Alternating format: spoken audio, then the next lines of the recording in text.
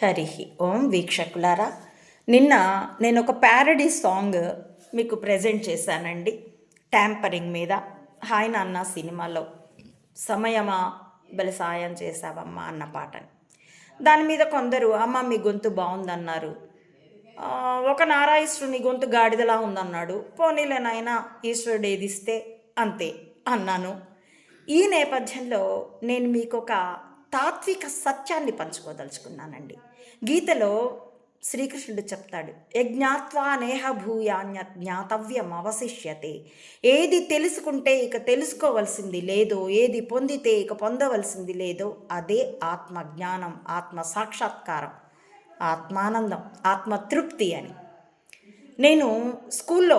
నేను Guntur stall girls high స్కూల్లో చదివానండి. 78లో 10th రాశాను. ఆ తదుపరి జేకేసీ కాలేజీలో అప్పట్లో ఇంత కుల వివక్ష ఉండేది కాదు. మార్కులు చూసి ఎవరికైనా సీట్ ఇచ్చేవాళ్ళు. 83లో తెదేపా పుట్టాకే కుల వివక్ష పెరిగింది.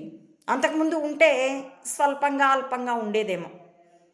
విశృంఖల రూపం మాత్రం తెదేపా పార్టీతోనే పుట్టింది. సరే, నేను జేకేసీ కాలేజీలో 83లో డిగ్రీ పూర్తి చేశాను. కాలేజీలో నేను వక్తృత్వ పోటీ, speech competition, essay writing, quiz ఇలాంటి వాటికే కానీ స్టేజ్ ఎక్కలేదండి. ఎందుకంటే నాన్నగారు చదువు మానిపిస్తారని భయం. అది కో ఎడ్యుకేషన్ కాలేజ్. అదే 10th వరకు స్టాల్ గర్ల్స్ హై స్కూల్ అయితే అది ఓన్లీ గర్ల్స్ స్కూల్.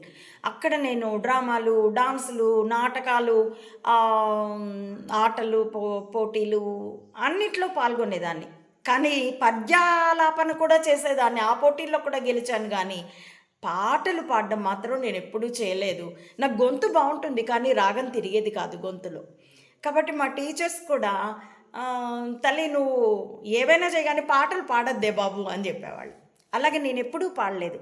కానీ సన్యాసం తీసుకున్నాకే మెల్లిగా ముందుగా భక్తి పాటలు, తత్వాలు పాడడం మొదలుపెట్టాను. యజ్ఞాత్వా నేహ భూయాన్య జ్ఞాతవ్యం అవశిష్యతే లాగా ఆత్మని పొందిన తర్వాత ఇక పొందలేనిదంటూ ఏమీ ఉండదు. కాబట్టి నేనిప్పుడు నేను పాడుకున్న పాట నాకు శ్రావ్యంగా వినిపించేటంత, నా ఆత్మ సంతృప్తి కలిగించేటంతగా నేను పాడుకోగలుగుతున్నాను. కాబట్టి ఆత్మ సాధన చేయండి సామాన్యులారా. మీరు సాధించలేనిదంటూ ఏది ఉండదు.